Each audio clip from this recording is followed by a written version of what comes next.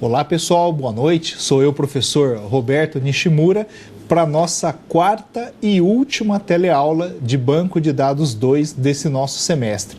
Bom, como vocês podem reparar, já que nós estamos com o notebook aqui montado, hoje novamente a nossa aula vai ser 100% prática, né? Na semana passada, só recapitulando, nós trabalhamos os comandos DDL, de definição de dados. Então a gente mostrou para vocês as variações do comando create, do alter, do drop, né? Tudo que acontecia, algumas das situações onde você quer fazer uma manutenção na estrutura de uma tabela, se a tabela está vazia, se a tabela já tem registros lá dentro, todas aquelas situações. E hoje, na nossa teleaula de hoje, a gente vai dar mais um passinho para frente. E esse passinho para frente é no caminho de duas características muito importantes para o banco de dados. Uma que nós chamamos de view, que ele permite você criar as famosas visões lógicas dentro de um banco de dados, e também a gente vai trabalhar com as triggers, né? Triggers são os gatilhos automáticos que você pode programar para que o banco de dados execute algumas tarefas, algumas funções, sempre que acontecer alguma coisa com o banco de dados, certo? Então você pode começar a colocar as famosas regras de negócio através das triggers, ok? Bom, então para a gente poder começar a nossa teleaula de hoje, vamos ao quadro onde a gente já começa citando. O que a gente vai trabalhar? Essa parte de visões lógicas, por favor, pode trocar, a gente já vai direto ali, ó. Sempre que a gente fala do nosso SGBD, o que a gente precisa imaginar? Eu tenho a possibilidade de criar aquilo que nós chamamos de visão lógica. A visão lógica, ela permite que você enxergue um pedaço dos dados que eu tenho dentro de uma ou mais tabelas, e faz com que o nosso usuário só enxergue realmente aquilo que você deu direito. Então, graças a essas visões lógicas, o que a gente pode fazer? Vamos dar um exemplo, né? Você tem lá uma tabela referente a funcionários da folha de pagamento de uma empresa. E nessa tabela de funcionários, você tem lá N atributos, todas as características, né? Que vão desde o nome, registro de matrícula, o endereço, o departamento que o cara trabalha, salário que o cara ganha, nível de escolaridade, os eventuais afastamentos médicos que esse funcionário já teve, ou seja, todas as informações referente ao histórico do seu funcionário, certo? E essa tabela de funcionário que você tem dentro do banco de dados, praticamente todos os sistemas que você tem dentro da empresa precisam acessar informações ali dentro. Por exemplo, para quê? Para validar se o usuário é realmente um funcionário da nossa empresa, certo? E a partir do momento em que você deixa, né, que você dá o acesso a essa tabela de funcionários, o que vai acontecer? Os sistemas poderão enxergar todas as informações. Só que se você estiver pensando lá no teu sistema de vendas, o teu sistema de vendas não precisa enxergar o salário do funcionário, não precisa enxergar o tipo sanguíneo do funcionário, não precisa enxergar o nível de escolaridade do teu funcionário. O nosso sistema de vendas precisa só saber o quê? Simplesmente a matrícula do funcionário e o nome dele, para que, de posse dessas informações, ele possa realizar as vendas. Então, o que acontece? Eu posso limitar, certo? Eu posso limitar para que o sistema de vendas enxergue somente essas informações. E como é que eu faço essa máscara, né? Essa espécie de filtro? Eu faço criando aquilo que a gente chama de view, né? View, então, se resume às visões lógicas que eu posso implementar dentro de um banco de dados, certo? Vamos ali ao nosso quadro, que eu acho que tem mais uma afirmação. Dentro dessa afirmação que eu digo para vocês, referente às visões, os filtros, né? A nossa peneira para essas informações, eu posso fazer ela de 3 tipos. A primeira, o que nós chamamos de por linha. Quando eu vou filtrar por linhas, eu vou colocar uma condição. E essa condição vai dizer para mim, por exemplo, que a minha visão só vou permitir que os funcionários da área de vendas sejam enxergues pelo sistema de vendas. Os funcionários da área de recursos humanos não precisa que o meu sistema de vendas enxergue. Eu estou fazendo um filtro por registro, que é o que a gente chama por linha. A partir do momento em que essa visão, eu preciso somente das informações do número de matrícula e do nome do meu funcionário, e eu não preciso das demais informações, eu estou fazendo um filtro por coluna, ou seja, eu estou selecionando campos. Lembra? Ó, eu estou fazendo aqui, selecionando linhas, ou eu estou selecionando campos, ó, separando por esse pedaço aqui, ó. E uma outra característica, eu posso juntar mais de uma tabela. A minha visão pode buscar informações em 2 ou mais tabelas. O que eu posso fazer com isso? Eu já posso criar numa única visão lógica as informações do meu funcionário, as informações do produto, as informações das notas fiscais que ele vendeu, as informações dos cálculos de comissão e as informações dos valores que serão enviados para a folha de pagamento para que o funcionário receba as comissões daquelas respectivas vendas que ele realizou. E aí o que acontece? Eu juntei várias tabelas, por isso que eu posso fazer por tabela, e criar uma visão que me permite fazer o acesso a essas informações todas, correto? Bom, outra característica super importante para a gente, ó, tá aqui embaixo. A visão, ela só permite leitura, ou seja, eu não posso fazer os comandos insert, update e delete. Vamos escrever, né? A gente apaga aqui e vamos escrever. Insert, update e delete.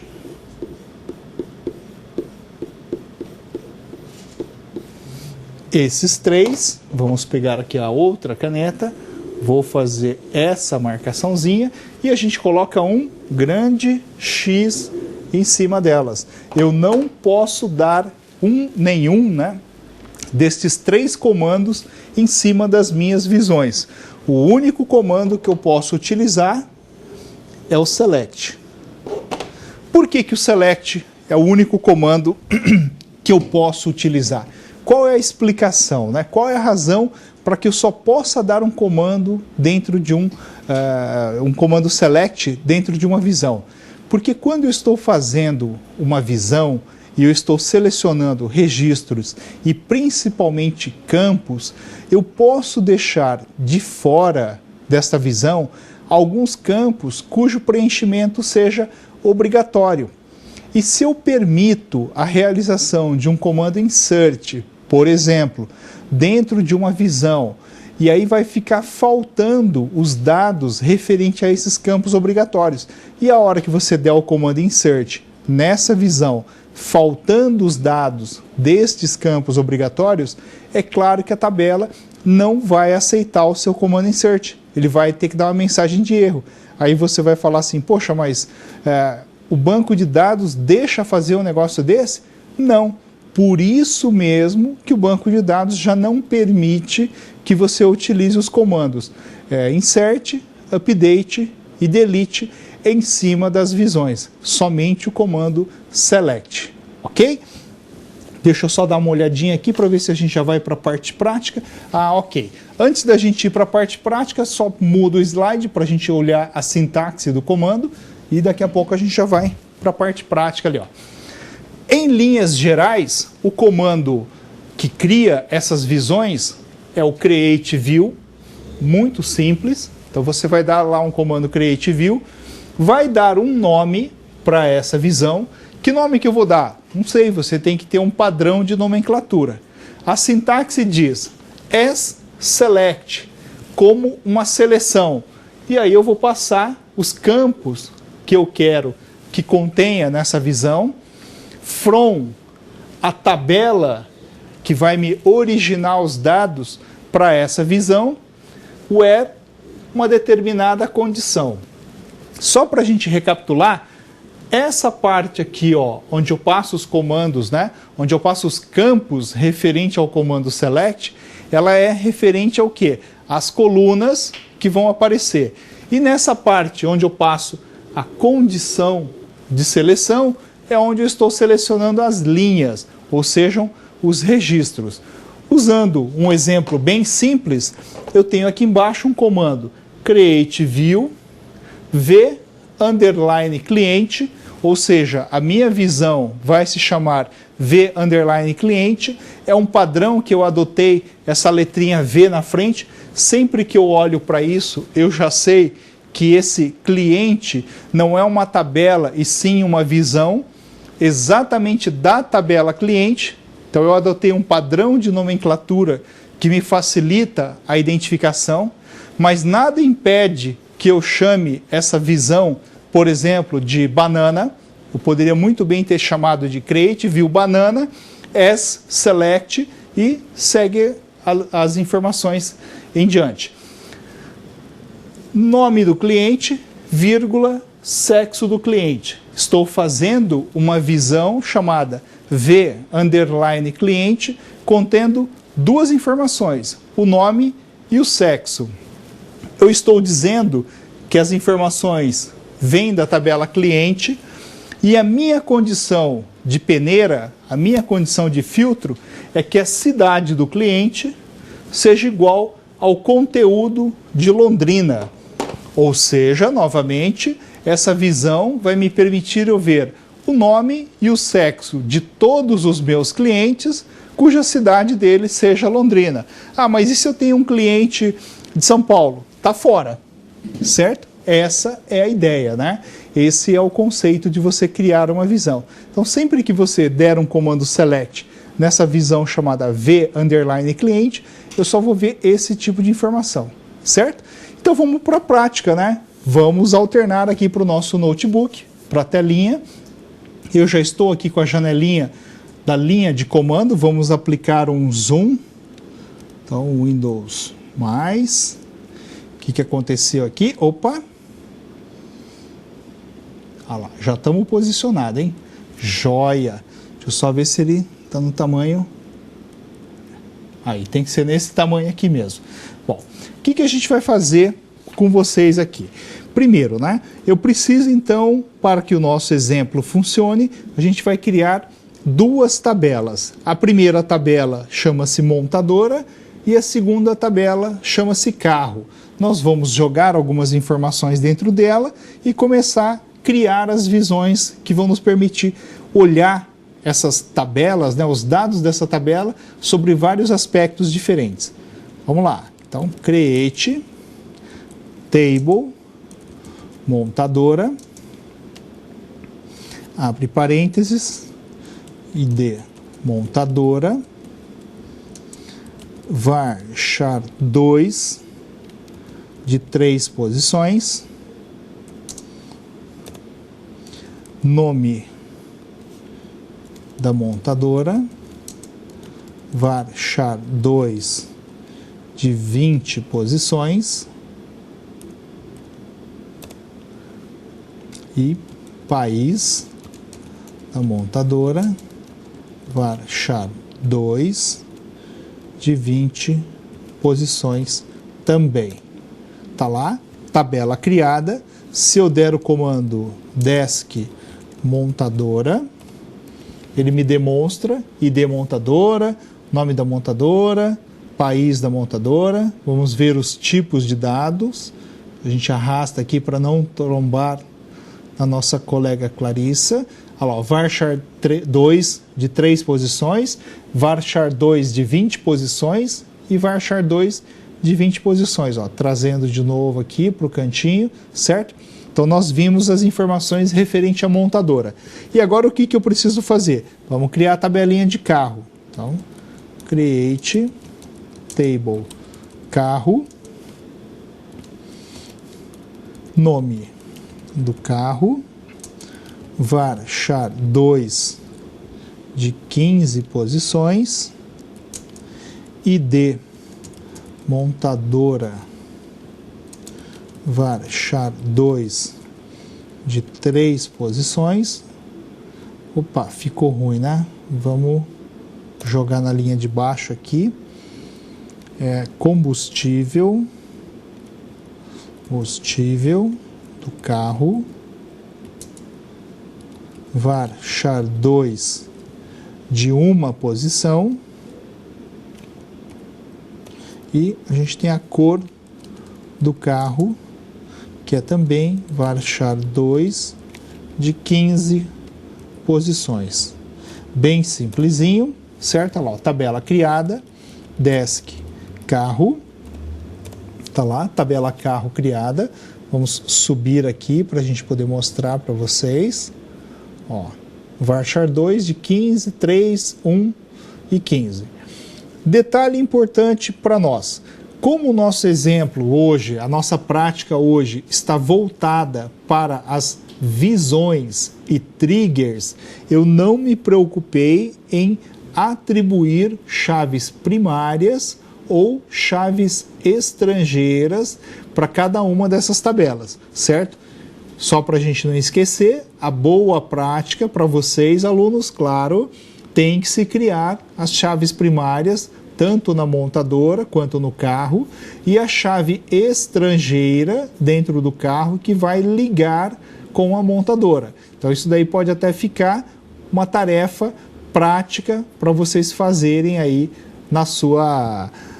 no seu polo, no seu computador, no seu equipamento, no seu notebook ou até mesmo em casa depois. Bom, para que a gente possa seguir em frente, o que eu vou fazer? Eu tenho uma situação onde eu quero gravar o nome de 7 montadoras. Então, para vocês que estão acompanhando aí nos nossos PowerPoints, você tem ali o nome de 7 montadoras. E vamos começar a gravar essas informações. Insert into montadora, values, vou jogar aqui na linha de baixo, 1, a minha montadora 1, o nome dela é Honda e o país de origem é o Japão. Fecha, ponto, linha criada. Opa, vamos para a segunda montadora. Insert into montadora, values, agora é a nossa montadora 2, e o exemplo aqui pede para a gente colocar a montadora Nissan, que também é de origem japonesa. A nossa terceira montadora é o insert into montadora, values, número 3, a nossa amiga francesa Renault, e ela é da França. A nossa quarta montadora, insert into montadora, values, número 4, é a Mercedes. Opa, o que aconteceu? É o velho problema do touchpad, certo, pessoal? Mercedes. E ela é da Alemanha.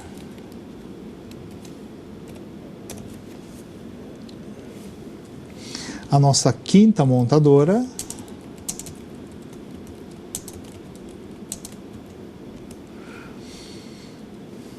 número 5,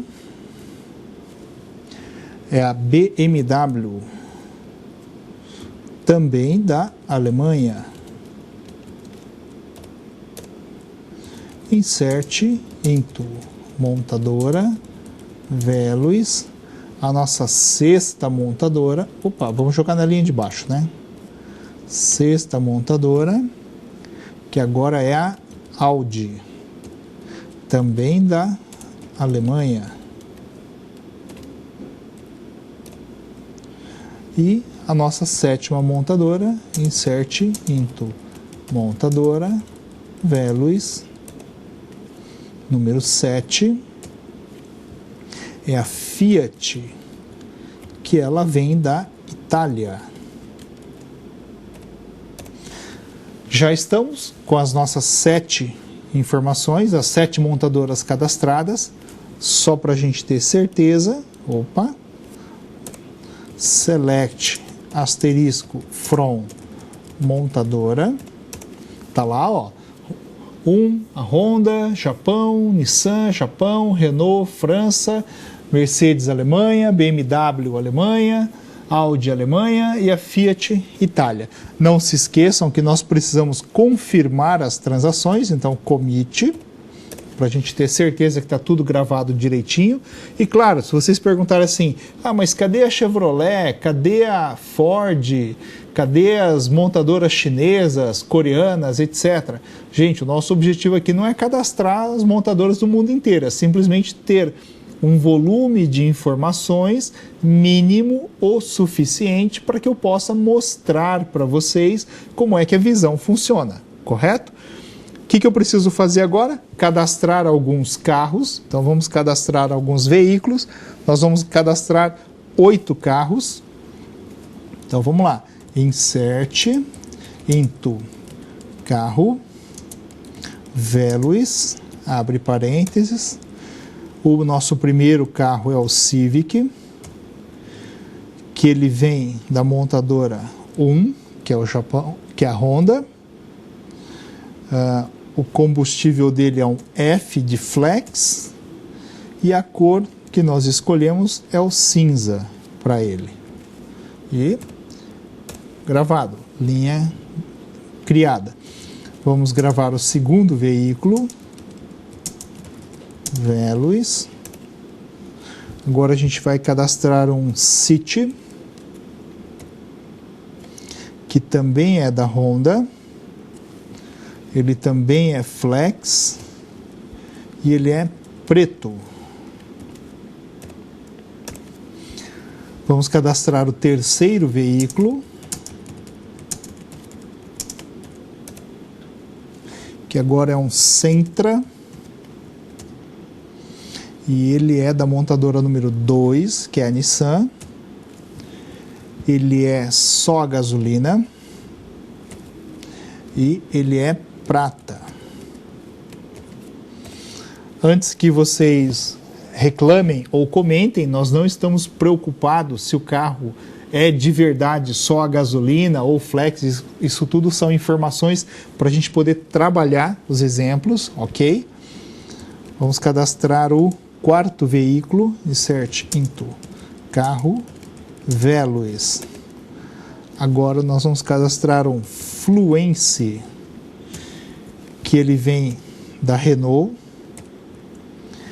e ele também é a gasolina e a cor escolhida para ele era preto. Vamos cadastrar o quinto veículo, insert into carro, values. Agora é o nosso Mercedes classe A. Ele veio da montadora 4. Ele também é gasolina e a cor dele é branco. Insert into carro, values. Agora é o X5 da montadora número 5, que é a BMW. Ele também é gasolina na cor preto.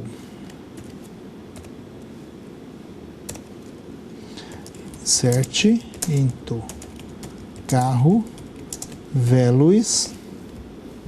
Agora a gente vai gravar um A3. Opa, tem a palavrinha turbo aqui. A3 turbo.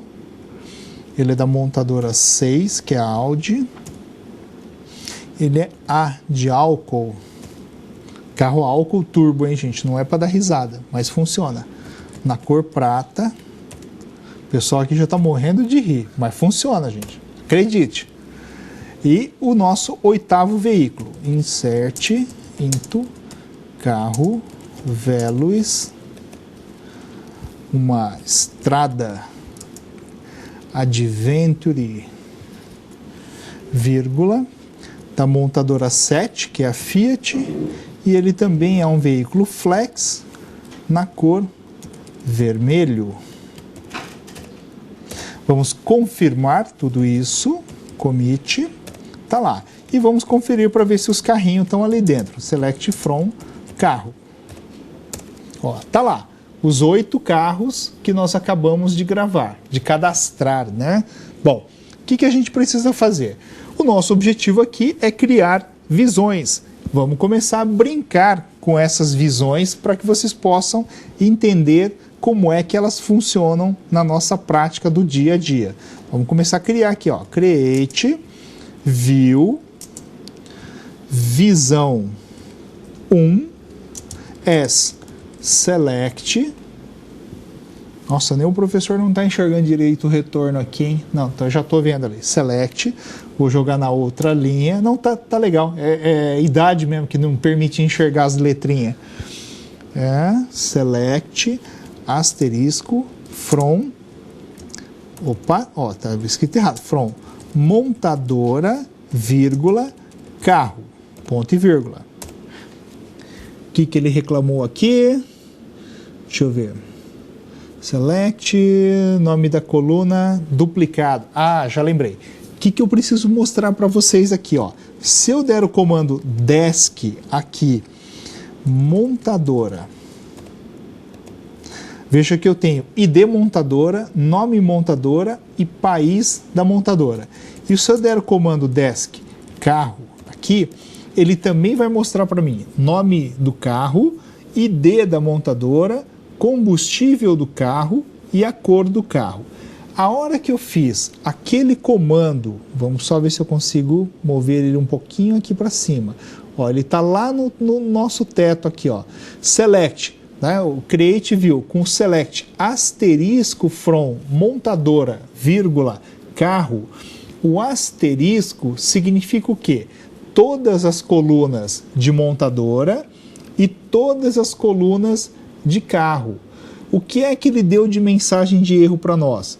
Nome de coluna duplicado. O que ele está querendo dizer com isso? Ele está querendo dizer que dentro das tabelas montadora e carro, eu tenho a ocorrência de alguma coluna que tem o mesmo nome na tabela montadora, o mesmo nome na tabela carro. Se a gente rolar um pouquinho mais para baixo, vocês vão ver o que eu tenho o quê? O ID montadora. O ID montadora aparece nas duas tabelas. O que isso significa? Que eu não posso fazer essa criação dessa visão com essa forma, né? Por que eu não posso fazer? Porque ele tem a coluna ID montadora aparecendo duas vezes. Uma da tabela montadora e outra da tabela carro. O que eu preciso fazer?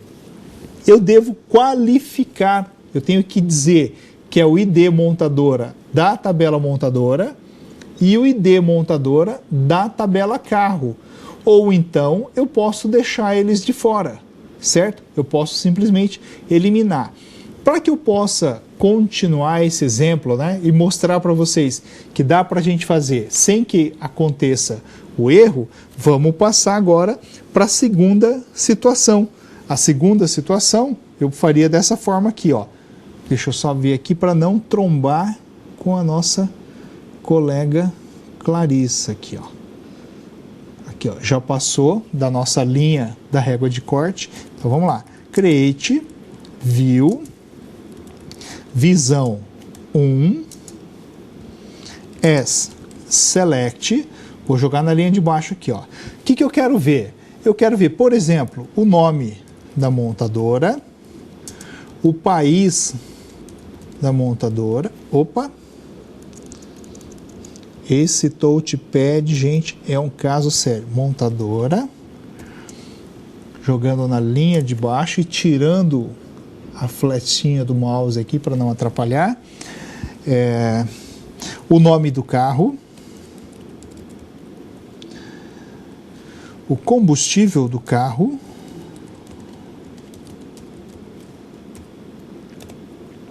e a cor. from montadora e carro. E o que ele reclamou aqui? Outra coisa também que eu preciso mostrar para vocês aqui, ó. Ele está dizendo que o nosso usuário, chamado aluno, ele não tem um privilégio que me permita a criação de visões. Isso mostra o quê? Que a hora que o professor tinha preparado esse usuário aqui para nós, ele estava prontinho. Aí eu fui lá e fiz uma arte. Eu limpei todos os privilégios e agora eu preciso conceder o privilégio novamente. Então, para a gente não perder essa tela, o professor vai fazer o seguinte.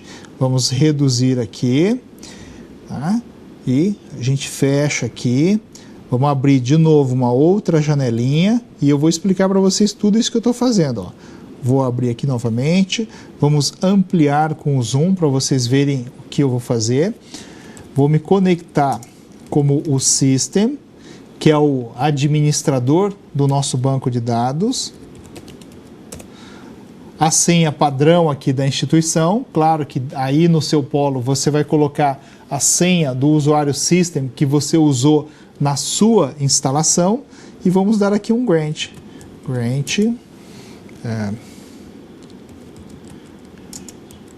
View to meu usuário chamado aluno.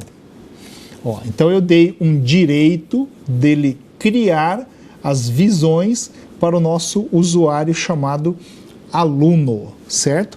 Agora eu posso minimizar essa telinha aqui. Já mostrei para vocês como é que eu fiz a criação do direito. Volto para aquele nosso usuário que estava aberto. Está aqui, ó. Só para mostrar para vocês que ele está aqui. Só que aquele direito que eu dei para o nosso usuário, que a gente pode testar aqui e é até interessante a gente saber. A nossa sessão já estava aberta. Será que o meu usuário já ganha o direito de criação assim que o meu administrador me deu o privilégio? Ou será que eu preciso fechar a minha sessão e abrir novamente? Vamos descobrir em tempo real aqui com vocês, ó. Vamos fazer o velho recurso eu vou listar aqui o comando que eu tenho, só para a gente ter certeza ali, ó. Vocês estão vendo o comando que eu tenho e eu vou bater a barrinha que me permite eu executar. E ele já fala para mim ali, ó, view criada. Olha que sensacional que eu queria mostrar para vocês. O que ele mostra para mim? Que eu não precisei me desconectar do meu usuário aluno e o simples fato do administrador já me passar os direitos, né, os poderes de eu criar uma visão, eu já consegui fazer ele em tempo real e a minha visão está criada. Se eu der o comando desk visão 1, ele está lá, ó, nome da montadora, país da montadora, nome do carro, combustível do carro e cor do carro. Se eu fizer um select asterisco from visão 1, o que ele vai mostrar para mim? Atenção para a bagunça que vocês vão ver. Ó, opa, 56 linhas selecionadas. Vamos só voltar aqui para a gente poder olhar. Olha o que ele fez. Ó. A gente só vai conseguir ver o finalzinho. Veja, né? Vamos tentar acompanhar aqui comigo. Ó. Vamos pegar aquele carro da Audi ali. Ó. Então vamos pegar o último aqui. Vamos pegar o Fiat, que está mais fácil aqui, que ele cabe aqui na tela inteirinho para a gente poder ver.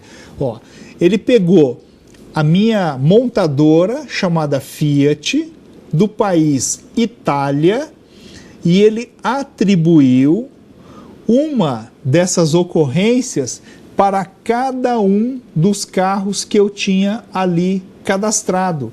Não faz sentido eu ter um Civic da Fiat Itália, um City da Fiat Itália, um Sentra, um Fluence, um Classe A, um X5, o A3 Turbo. Por que ele fez isso? A partir do momento em que eu fiz aquele comando create view, né? Então volta só um pouquinho para mim aqui, Rafael. Obrigado. A partir do momento em que eu fiz aquele comando create view, E se vocês repararem na sintaxe que nós utilizamos, nós fizemos assim, from, montadora, vírgula, carro, só. E fechou. Bateu o ponto e vírgula e já executou. O que é que faltou ali? Faltou nós passarmos uma condição. Aquela where condition, né? Aquela condição, ali eu deveria fazer o filtro do que é chave primária de um lado, chave estrangeira do outro. Aí vocês vão falar para mim assim, não, mas professor, você não acabou de dizer que não tem chave primária nem chave estrangeira em nenhum dos lados? Sim, eu falei para vocês. Só que nós criamos aquele atributo chamado ID montadora, e você viu que ele tinha o mesmo nome, né, dos dois lados. A gente não deu esses nomes à toa. Nós demos o nome com o quê? Com um sentido, com um propósito. Que propósito? De mostrar para vocês que a hora que você tivesse a chave primária de um lado e a chave estrangeira do outro, você consiga fazer uma peneira, certo? A partir do momento em que você não faz essa peneira, ele pega o total de linhas que eu tenho na tabela número 1, que é montadora, vezes o total de linhas que eu tenho na tabela 2, que é o carro, e o resultado da visão é a multiplicação desses dois totais. Então, na tabela montadora, nós tínhamos 7 montadoras, na tabela carro, nós tínhamos 8 carros, 7 vezes 8, 56. Por isso que a nossa visão apontou para 56 linhas. Ah, mas o que dá para fazer? Você tem que colocar uma condição. Vamos ver se colocando a condição melhora? Vamos voltar lá para o notebook.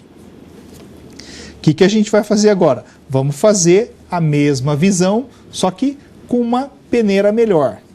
Vamos lá. Create, View, vou chamar agora de visão 2. As Select, opa, já estou digitando errado aqui, ó. As Select, vamos só corrigir aqui o texto aqui para não trombar na Clarissa. Aqui, mais um pouquinho. As Select é nome da montadora, país da montadora, nome do carro, combustível do carro,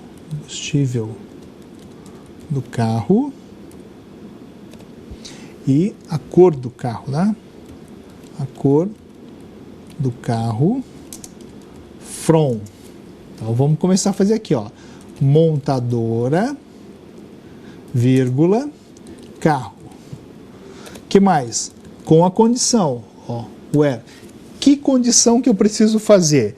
Eu preciso simplesmente falar assim, ó, ID, opa, touchpad de novo, ID montadora igual a ID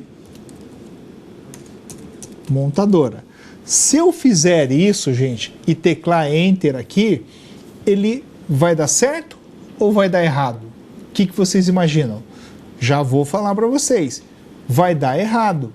Por que ele vai dar errado? Porque ele vai falar para nós o seguinte, eu não sei da onde é esse ID montadora.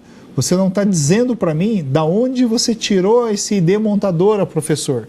Ah, então vamos corrigir. Como é que eu tenho que fazer a qualificação do nome? Eu vou fazer assim, ó, montadora, ponto, ID montadora. Estou dizendo que é a identificação da montadora da tabela montadora, igual, para não trombar aqui, a gente joga na linha de baixo, ao carro, ponto, ID montadora. E eu espero que agora dê certo. Tá lá, visão criada. Nossa, que incrível! Agora passou. Claro, a gente faz as coisas para dar errado e as coisas para dar certo, né? Senão não tem graça. Desk, visão 1? Não, visão 2 agora. Não podemos nos atrapalhar, hein? Ó, tá lá, ó, nome da montadora, país da montadora, nome do carro, combustível e a cor do carro. E vamos ver o conteúdo, né? O que essa visão nos enxerga. Select asterisco from visão 2. Tcharam! Olha só que bacana, agora ele só trouxe 8 linhas. Opa, mas professor, por que ele trouxe 8 linhas se eu tenho 7 montadoras? Mas eu tenho 8 carros, né? Cadastrado. E agora, será que ele trouxe as informações corretas? Vamos olhar, né? Ó, opa, devagarzinho, ó. Honda, Japão, Civic, Flex, cinza. Que bacana, hein? Deu certo. Honda, Japão, City, preto. O outro.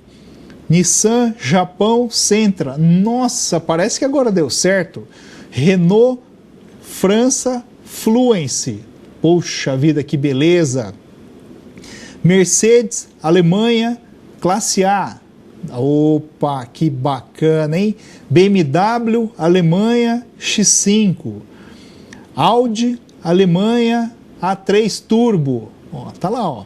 Né? Tô mostrando para vocês, ó. Fiat, Itália, Estrada, Adventure, vermelho. Olha só que demais. Funcionou. Não é que dá certinho do jeito que o professor falou aí, tá? Rapaz, que bacana, hein? Ele só trouxe as informações que eu queria. Puxa vida, já que é assim, vamos tentar gravar um carro nessa visão, né? Vamos tentar gravar um carro, ó. Vamos lá, né? Ó, Desk, visão 2, certo? Que é onde a gente está aqui, ó. Nome da montadora, país, nome do carro, combustível e a cor. Opa, é só isso? Então vamos lá, né? Ó, insert into visão 2, values, abre parênteses. O que eu vou fazer? Nome da montadora. Vamos gravar um carrinho da Fiat, né? Vamos gravar um carrinho da Fiat. Nome da montadora, Fiat. País da montadora. Opa, nossa, o que aconteceu? Meu Deus do céu. Apertei alguma coisa errada aqui, hein?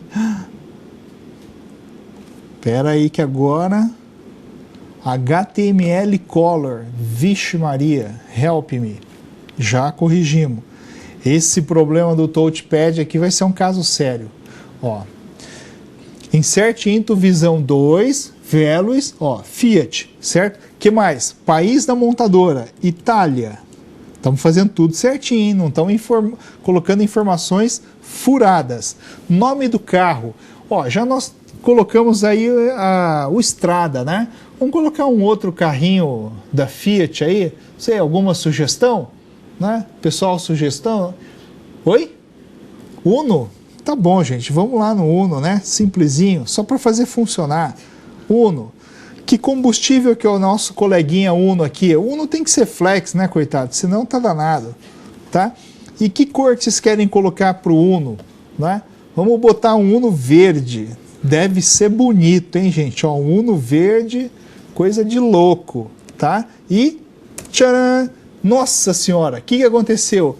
Não é possível modificar uma coluna que mapeie preservada pela chave.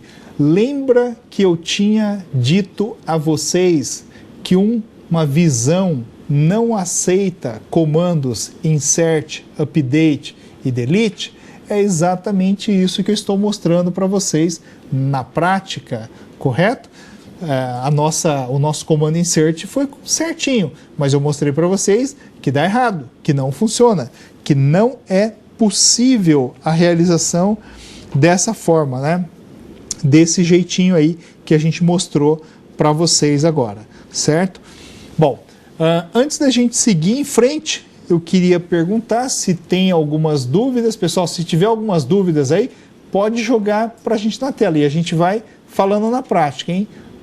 Temos alguma pergunta? Senão a gente vai seguir. Vamos seguir em frente então. O que a gente vai fazer agora, né? Vamos voltar lá para a telinha do computador e criar mais alguns exemplos ainda, certo? Em cima do que a gente está fazendo aqui com vocês. Bom, Segundo o nosso PowerPoint, a gente já estaria na visão 3. A visão 3, o que eu queria mostrar para vocês? Que eu posso pegar uma parte das informações que eu quero. Veja que a visão 2, né, a visão 2 pegou tudo. Eu posso fazer assim agora, ó.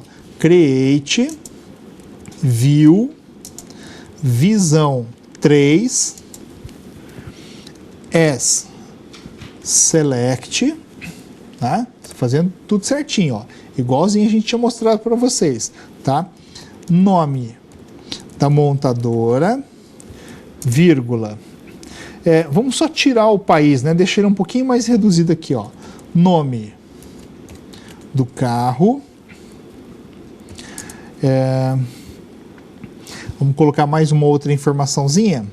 A cor do carro. From montadora e carro. Onde a montadora ponto ID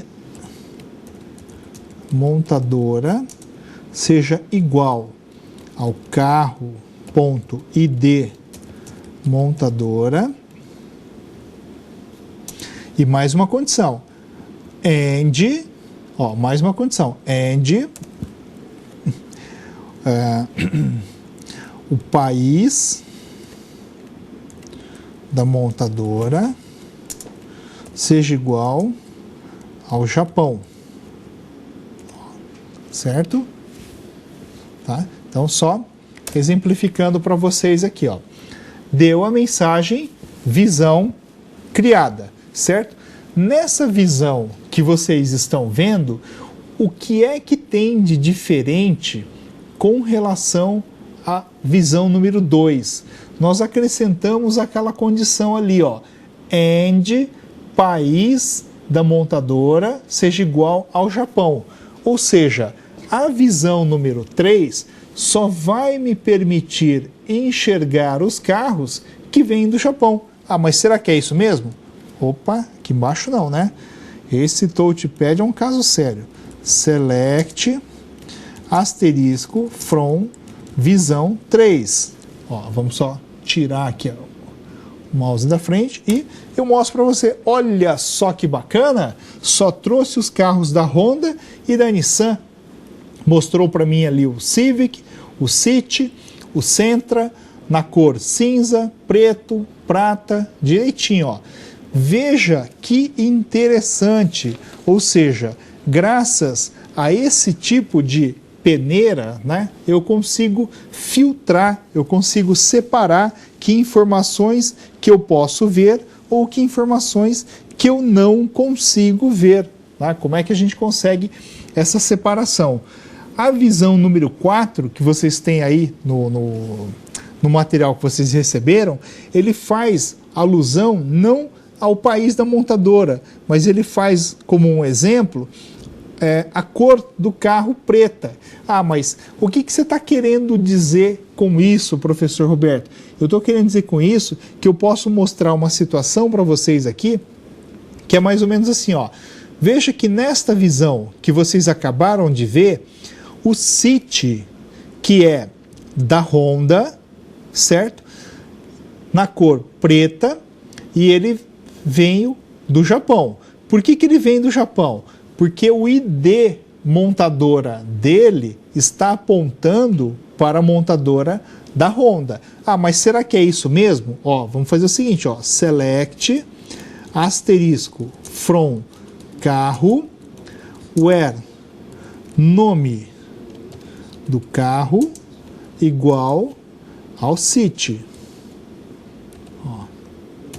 Ó, ele mostrou para mim aqui, ó, City, ID 1, que é o ID da montadora, F de flex, na cor do carro, preto. Vamos supor que eu fizesse a seguinte atualização, ó, update, carro, set, ID, montadora, igual a Fiat é 7, se eu não me engano, onde o nome do carro seja igual ao CIT. Vamos só tirar o mouse aqui da frente para que vocês possam entender. O que eu estou fazendo aqui? Ó? Eu estou trocando a identificação da montadora do meu carrinho CIT, estou tirando ele do número 1, que é a Honda, e passando para o número 7, que é a Fiat. Ó, teclei uma linha atualizada.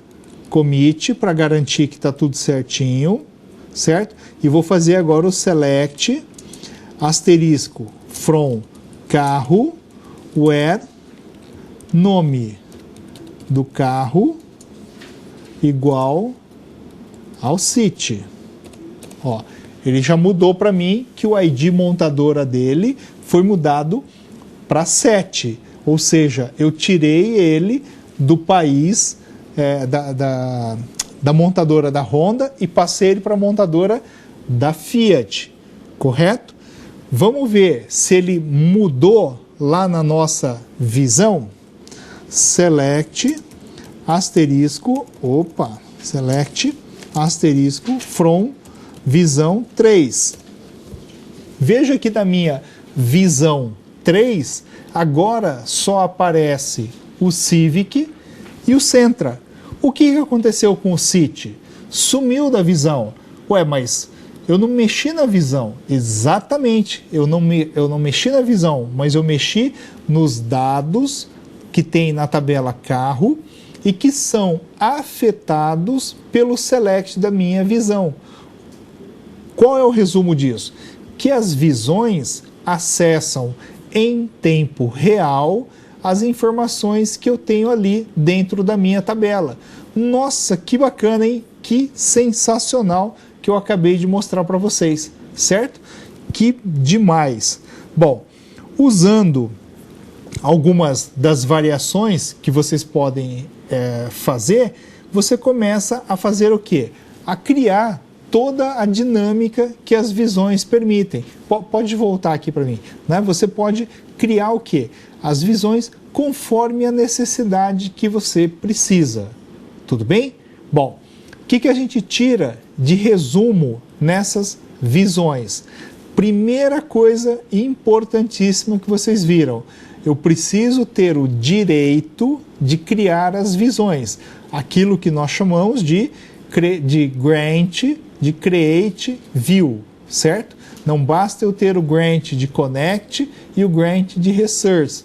Eu preciso do grant de create view, senão a coisa não funciona. Tudo bem? Segundo, quando você faz uma visão usando as select asterisco, tem que tomar muito cuidado, porque se a chave primária e a chave estrangeira que você tiver nas tuas tabelas tiverem os mesmos nomes, você vai ter problemas na criação de uma visão asterisco. Você tem que fazer o quê?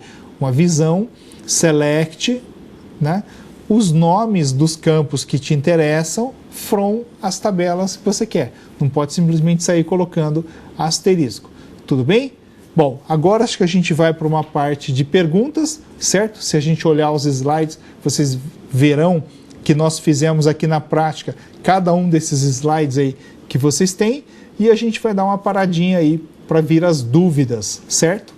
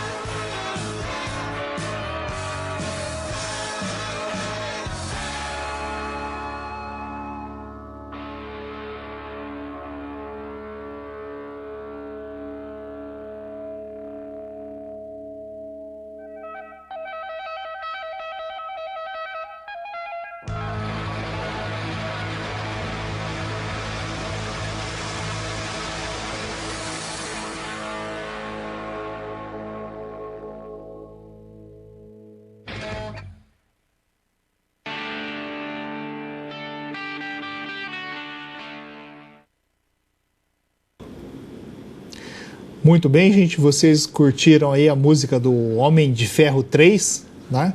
Com os créditos aqui do nosso colega Rafael. E aí, só para relembrar, já que a gente gosta de fazer alguns comentários inúteis, ao mesmo tempo extremamente úteis, né? Para quem assistiu o Homem de Ferro 1, 2 e 3, vocês devem ter visto propagandas da Oracle lá dentro. Inclusive, no Homem de Ferro 2 e no Homem de Ferro 3, o Larry Ellison, que é o proprietário da Oracle, aparece em várias cenas dos dois filmes. No Homem de Ferro 3, uma hora que Puxa, agora esqueci o nome do cara, hein? Como é que é lá mesmo o nome do Homem de Ferro? Não, esse é o nome do artista lá, o Tony Stark. Na hora que o Tony Stark ele entra dentro daquela caminhonetezinha, daquele furgãozinho e fala assim, eu preciso recuperar as informações do não sei o que aparece no fundo do Tony Stark lá é um equipamento chamado Exadata da Oracle, é simplesmente um servidor com storage embutido, certo? É equipamento aí que você, para começar a conversar, você fala aí algo em torno de 2 a 3 milhões de reais, certo? Possui um poder de processamento incrível e ele já vem com o banco de dados Oracle instalado lá dentro em ambiente de alta disponibilidade e replicação. Lembra que eu passei para vocês, se eu não me engano, na nossa teleaula 2 de distribuição de dados, alta disponibilidade, colocamos aquele vídeo do Star Wars que aparece aquelas partezinhas lá da turbina lá do pod racezinho lá do rapazinho que ele falha um lado, aí ele passa, conecta e distribui, faz um load balance, né? E volta a funcionar. É exatamente esse equipamento aí chamado Oracle Exadata. Bom, tirando aí essa nossa sessão de utilidades e inutilidades que eu comentei com vocês, eu recebi uma informação que parece que a gente está com um problema no chat, por isso que não vieram as dúvidas e perguntas. Bom, diante desse cenário, eu peço para que vocês postem as suas dúvidas ou lá no nosso fórum depois da aula, certo? Ou lá no nosso fórum de atividades, né? Ou no chat de atividade depois da aula, ou no nosso fórum, tudo bem? Porque a gente está entrando realmente aí numa parte prática e que os alunos sempre pedem prática. E agora a gente está realmente aí mergulhado na prática, ok? Bom, vamos começar a segunda parte da nossa teleaula de hoje, que é a parte de triggers, que são os nossos gatilhos. Vamos ao quadro lá? Joia! Sempre que a gente fala de triggers, primeiro, né? Trigger e gatilho é a mesma coisa? É, professor. Trigger é a tradução, aliás, trigger é a palavra em inglês, gatilho é a tradução do trigger. E eles são disparados, ou seja, eles são automaticamente executados pelo nosso banco de dados, né, pelo SGBD, sempre que acontece algum evento que modifique os dados que eu tenho nas tabelas do meu banco de dados. O que é que isso significa? Em linhas gerais, ele significa o seguinte, que um comando select modifica dados que eu tenho dentro do banco de dados? Não. Ué, se o comando select não modifica os dados, significa que um comando select não executa uma trigger. Opa, já começou alguma coisa interessante.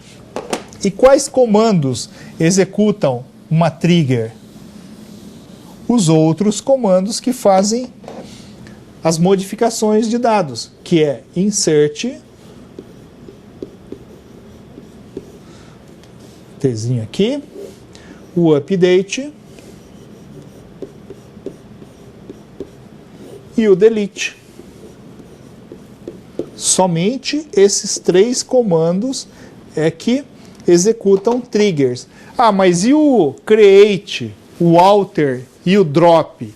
Veja que eu disse para vocês que são modificações de dados e não das estruturas de armazenamento. Ou seja, novamente, create, alter e drop não disparam triggers. Quais são os comandos que disparam triggers? Insert, update e delete. Outra coisinha, quando nós falamos de trigger, esse gatilho ele é individual por tabela. Eu não tenho um gatilho para o banco de dados, eu tenho um gatilho para cada tabela. Ou seja, novamente, eu posso ter a tabela funcionário com trigger. Eu posso ter a tabela produto sem trigger. Eu posso ter a tabela cliente com 5 triggers. Por que eu estou dizendo isso? Porque eu estou apontando para vocês que cada tabela tem a sua quantidade de triggers e a sua diversidade de triggers de forma individual.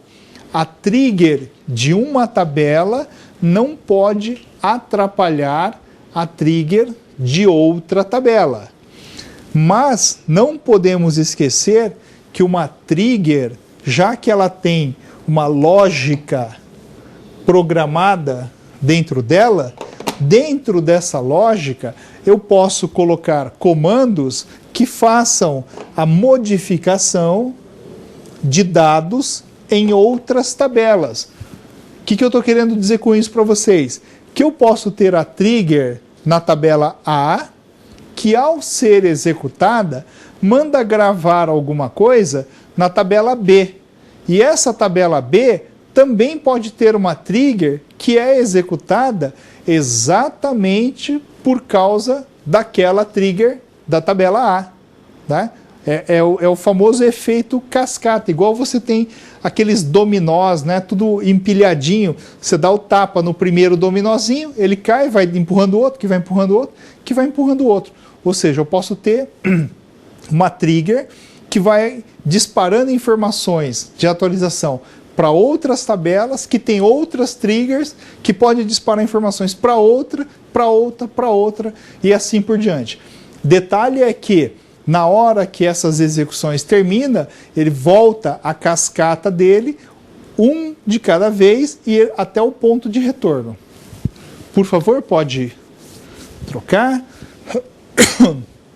Como eu tinha comentado com vocês, os comandos que disparam a nossa trigger é o insert, o update e o delete. Só para a gente detalhar, né, o insert, quando você grava um registro novo na tabela, o update, quando você modifica ou atualiza informações que já existem dentro da tabela, e o delete é quando você apaga ou quando você remove, né, alguma informação que a gente tem lá dentro da tabela.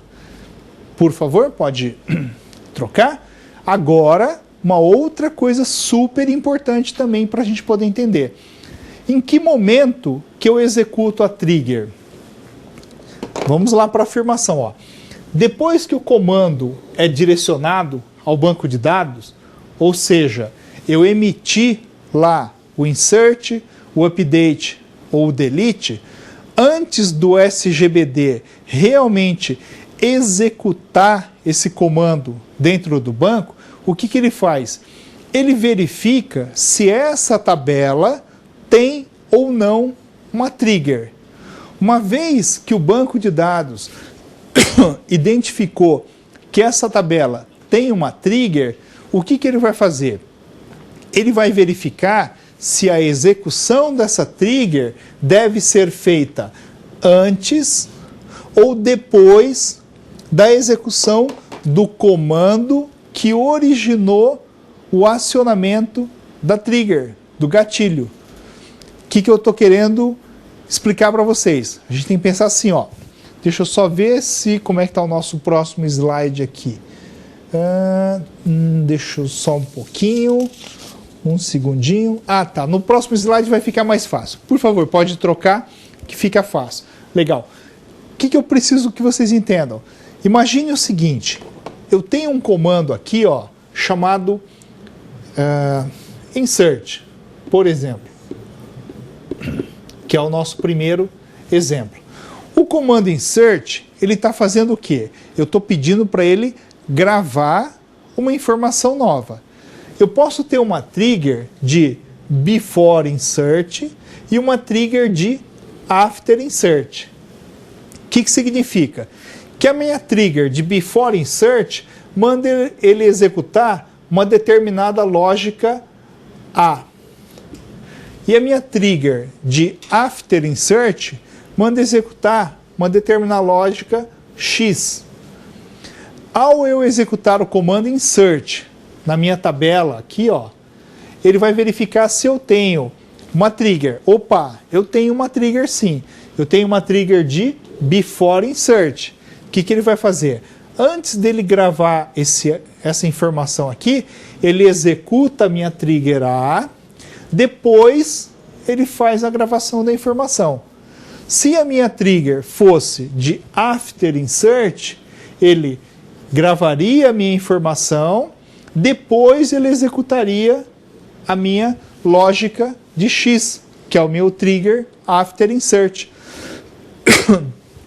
Ao mesmo tempo, eu posso ter na minha tabela aqui, ó, a trigger para before insert e para after insert. Não tem problema nenhum. Isso significa que, analisando a combinação de gatilhos possíveis, uma tabela... Opa, joia! Uma tabela pode ter... Não, pode deixar apagado aqui. Eu apago aqui, ó. Uma tabela pode ter o quê? Até mesmo 6 combinações. Ela pode ter até 6 triggers possíveis. Quais são essas 6 triggers possíveis? Before insert, eu mando executar a lógica X. After insert, a lógica Y. Before update, a lógica S.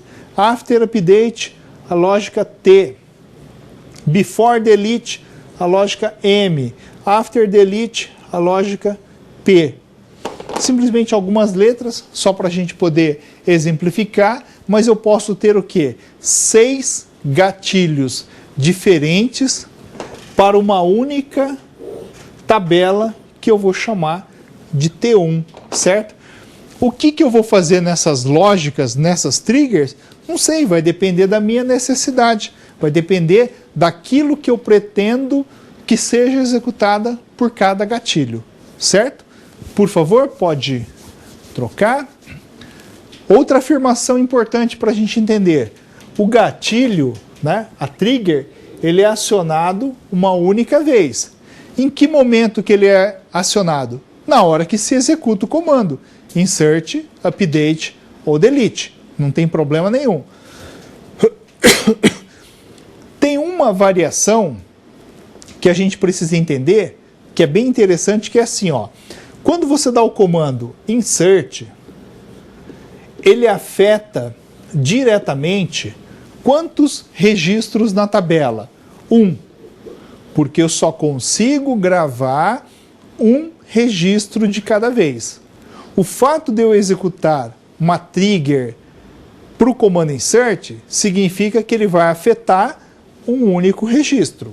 Opa, tudo bem. Agora, quando eu dou os comandos update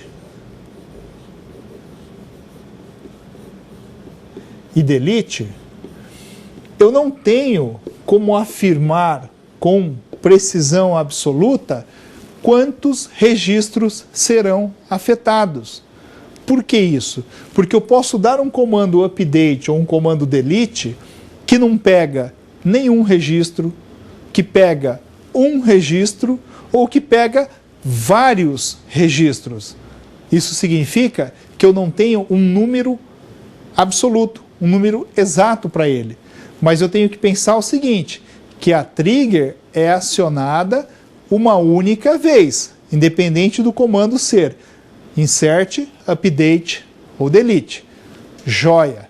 Só que eu tenho uma variação sintática chamada for each row, que significa para cada linha, né? For each row, para cada linha, que me diz o seguinte: se eu criar uma trigger um gatilho de update ou de delete, independentemente de ser before ou after, mas se eu colocar a palavra for each row, o que ele vai fazer?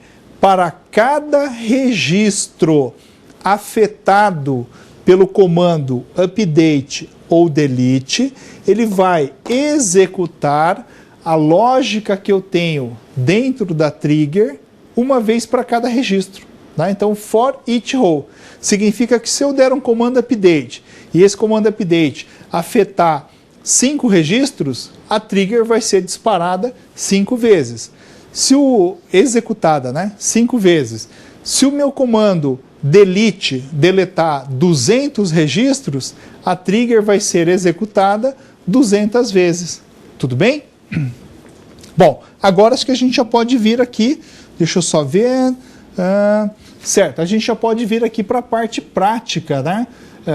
Os próximos slides ali detalham a sintaxe e a gente já pode começar a exercitar, tudo bem? Então, vamos voltar lá para o nosso notebook aqui, ó. Bom, o que eu tinha preparado aqui, só para a gente não tomar aquele mesmo erro, né, que vocês já viram e seria muito fácil de eu mostrar para vocês, fazer aqui cadê os meus comandos escondidos? Aqui, ó. Tá? Só navegando um pouquinho, ó. A criação de trigger, eu também preciso de um comando grant create trigger, ou seja, eu preciso do direito de criação de uma trigger. Sem esse direito de criação, eu não consigo criar. A intenção nossa era deixar dar o erro e mostrar isso aqui para vocês, mas acho que a gente já pode ganhar esse tempinho, certo? Agora vamos voltar lá para a nossa parte que nos interessa. Vamos só posicionar aqui a telinha, tirar do foco aqui da Clarissa e fazer o seguinte. Bom, para que a gente possa olhar e ver o que vai acontecer com a nossa trigger, eu preciso criar aqui uma tabela, certo? Que nós chamamos aqui de uma tabelinha onde a gente vai gravar algumas mensagens, só que para que vocês possam entender que existe um acionamento. Então eu vou criar aqui uma tabelinha, que eu chamei ela de tablog. Opa, tablog.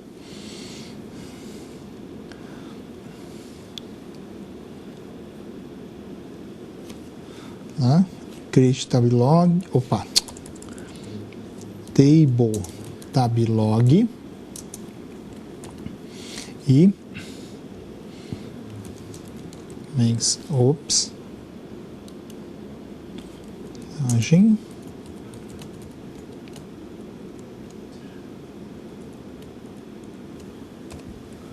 Talvez não está trombando ali na Clarissa. Aqui, ó. Criei uma tabelinha chamada tablog com um único campo chamado mensagem.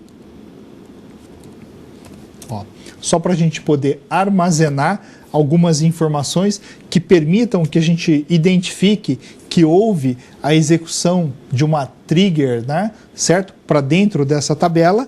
E aí a gente vai começar a criar algumas triggers aqui e poder entender o que acontece. Vamos lá, vamos fazer aqui, ó. Create trigger. Eu chamei ela de TB1 B I. Ó, isso aqui é um padrão de nomenclatura que eu gosto de adotar, que é simplesmente para facilitar a identificação desses objetos depois. O T ali, o primeiro T, é de trigger. O TB1 é o nome da minha tabela, então é uma trigger de uma determinada tabela. O B é de before e o I é de insert. Então, só de eu olhar para esse nome, TB1, B, I, eu sei que ele é uma trigger da tabela TB1, before, insert. Simplesmente para que a gente possa fazer um exemplo, certo? E esse exemplo aqui vai ser em cima, por exemplo, da nossa tabela chamada montadora. Tudo bem? Isso aqui é só para a gente poder ensaiar. Então a gente vai fazer assim, ó, create trigger TB1BI before insert, ó, só para a gente não trombar ali, jogando na linha de baixo, on. O normal aqui seria a minha tabela chamar TB1, mas é a nossa tabela montadora, certo? E aí eu preciso fazer a minha lógica. Aí eu vou jogar aqui na linha de baixo e escrever assim, ó, begin. Vou começar a minha lógica. O que eu quero acrescentar na minha lógica? Eu posso fazer aqui a programação que eu quiser. E a programação que eu quiser dentro do ambiente Oracle chama-se PL-SQL.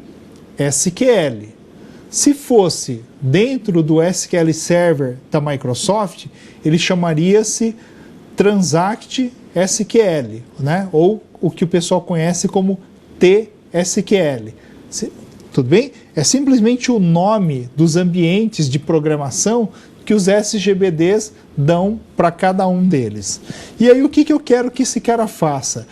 Para eu saber que houve o disparo dessa trigger no momento do before insert, eu vou gravar uma mensagem na minha tabela de log só para a gente conseguir rastrear isso, certo? Então eu quero que ele faça assim, ó, insert into tab log values, e eu vou fazer assim, ó, before. Nossa, vai trombar ali na Clarice. Então vamos jogar na linha de baixo aqui, ó, só para ficar legal.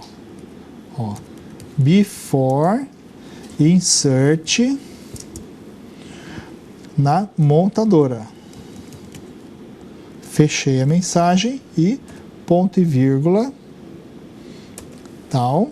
Não acabou ainda, end, ponto e vírgula, e a barrinha para executar. Ó, gatilho criado.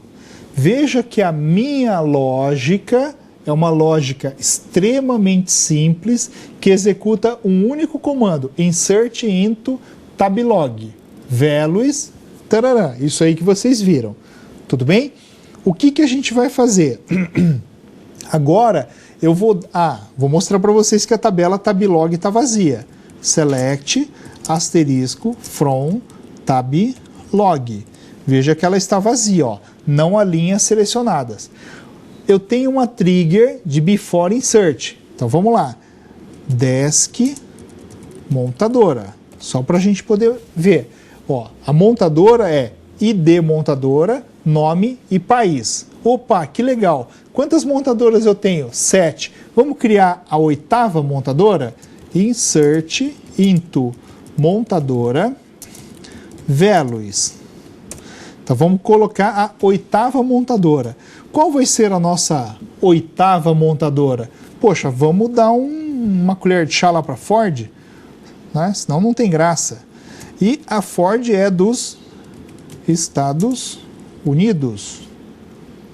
E fecha parênteses, tarará, uma linha criada. Commit, para confirmar a minha gravação. Select, asterisco, from montadora. Veja que agora eu já tenho a Ford lá, ó, Estados Unidos, perfeito. Opa, o que está acontecendo que não aparece aqui o cantinho? Ah, agora apareceu, né? Ó, tá lá. E mais do que isso, select, asterisco, from tablog. E tcharam, olha lá, ó, o que vocês estão vendo? Before insert montadora. Ué, mas da onde surgiu essa informação? Quem foi que gravou essa informação dentro da tabela tablog? A execução daquela trigger que eu acabei de mostrar para vocês. Veja que nós tínhamos criado o quê? Uma trigger de before insert. O que eu posso colocar nessa lógica? Gente, é um ambiente de lógica, de programação. Faça o que você quiser. Você pode fazer assim, ó. Eu tenho uma tabela de produto. Ao você atualizar o saldo do produto, né? Ou seja, uma trigger de before update ou então de after update, que você verifique o valor restante no saldo desse produto e, dependendo do valor restante desse saldo, já dispare aí um alerta para o comprador repor o estoque, já dispare um alerta ou crie uma informação na tabela de pedido, gerando um pedido lá para o teu fornecedor. Faça o que você quiser. Veja que você está livre para a sua imaginação. O seu ambiente de programação, né, fica liberado para você fazer o que você quiser. Segundo os nossos PowerPoints aqui que vocês têm, eu tenho que fazer o quê? Eu tenho outros exemplos ali, ó, de before delete, de after update, eu tenho exemplos ali do for each row, certo? O que mostra para a gente? Que você tem vários ambientes, várias características que você pode fazer a programação, né? Certo? Dessas triggers, certo? Tudo bem? Bom, uma vez que eu tenho as triggers ou as visões criadas dentro do meu banco de dados, eu não gostei, não quero mais, o que eu posso fazer? Eu posso eliminar, eu posso chegar aqui e fazer assim, ó, drop trigger, opa, só preciso lembrar o nome, TB1, B, I, e tá lá, ó, gatilho eliminado. Veja que eu eliminei a trigger.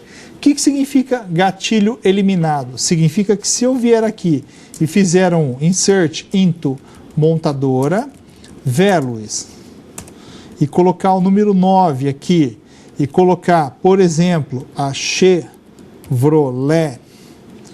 e falar que ela também é dos Estados Unidos da América. Opa, desculpa. Aqui, ó, ele gravou, ó, uma linha criada. Eu não inseri uma informação nova? Vamos comitar. Ó, inseri uma informação nova. E se eu fizer o select asterisco from tab log, eu não tenho mais linha. Por que eu não tenho mais linha? Porque eu simplesmente eliminei a trigger. Então eu posso ter a situação onde eu tenho a trigger, não quero mais a trigger, eu vou lá e arranco fora. Só que esse arrancar fora ou não, né, a gente pode pensar o quê? Em várias outras situações. Eu posso também habilitar a trigger, eu posso desabilitar a trigger, que a gente chama de enable ou disable, certo? Você pode fazer as variações. Eu posso alterar triggers que já existem. Ah, eu já tenho uma trigger criada. Poxa, mas ele está fazendo uma lógica que não me interessa. Em vez de você simplesmente deletar, você pode fazer um alter trigger e trocar o conteúdo da lógica que você tem ali dentro. Tudo bem? Bom, nós teríamos aqui agora uma pausa para a gente poder ouvir aí mais algumas questões, né, algumas perguntas, etc. Mas devido a essa situação do nosso chat não estar funcionando, eu acho que a gente pode seguir em frente, né? Vou pedir desculpa aqui para a Clarissa, ela vai ficar sem o último minutinho de descanso dela, certo? Bom, seguindo o nosso PowerPoint aqui, nós temos uma outra situação bem interessante que é assim, aí depois que eu tenho esse monte de triggers criado dentro do banco de dados, como é que eu faço para controlar essa encrenca toda, né? Eu tenho visões dentro do banco, onde eu posso dar comandos que a gente chama de select, certo? Dentro dessas visões, que vão permitir você acompanhar. Então você tem lá uma visão chamada User Triggers, que permite você verificar se está tudo certinho, se as tabelas, se as triggers estão habilitadas, se elas estão desabilitadas e uma série de coisas assim. Se você deu um comando Create Trigger e ele der alguma mensagem de erro, como se a tua lógica tivesse errada, você errou algum comando, colocou ponto e vírgula no lugar onde não devia, essa coisa toda, você dá o comando chamado show Errors. Está aí no seu material de PowerPoint, né? Show Errors. Ele mostra para você exatamente a linha aonde você tem esse comando errado, certo? Outra coisa, é comum criar trigger direto nesse ambiente de caractere que eu mostrei para vocês? Não, né, pessoal? Normalmente você usa um editor de texto, um bloco de notas, as ferramentas Case permitem que você até faça documentação e teste as triggers antes de colocar em produção. Eu simplesmente quis mostrar para você um ambiente um pouco mais cru, para que você possa saber como é que se faz. Mas existem ferramentas de produtividade que te dão aí um controle muito melhor sobre esse ambiente todo. Tudo bem? Bom, o nosso tempo está se esgotando. Eu queria só dar um último lembrete. Eu vou só abaixar a tampa do notebook aqui para a gente. Lembrar vocês que semana que vem nós temos a nossa prova de banco de dados. Estudem o modelo relacional normalizado, primeira forma normal, segunda, terceira, Boyce Code, quarta forma normal. Estudem, leiam o nosso livro, a parte de processamento de transações, escalonamento de tarefas, protocolos de bloqueio, tudo bem? Estudem isso direitinho. Vejam o que significa lá o deadlock, que é o momento onde dois ou mais programas brigam pelos mesmos recursos do banco de dados. O exemplo que a gente fala é assim: você tem uma barraquinha de pastel e um atendente. Chega duas pessoas querendo comprar pastel ao mesmo tempo. Quem que você vai atender? Né? A gente fala assim, brincando, claro, se é um rapaz e uma garota, é claro que nós vamos atender primeiro a garota, o rapaz que espere. Mas agora, e se é dois rapazes? Como é que a gente faz? Não tem jeito, né? Então você tem que ter um protocolo que desempata essa situação. É isso que o deadlock trata, tudo bem? Pessoal, boa sorte aí na prova de vocês da semana que vem. Nos encontramos na aula atividade daqui a pouco. E as respostas da aula atividade da semana passada e dessa semana, o professor aqui vai postar ao longo desta semana para vocês, ok? Boa noite, até mais.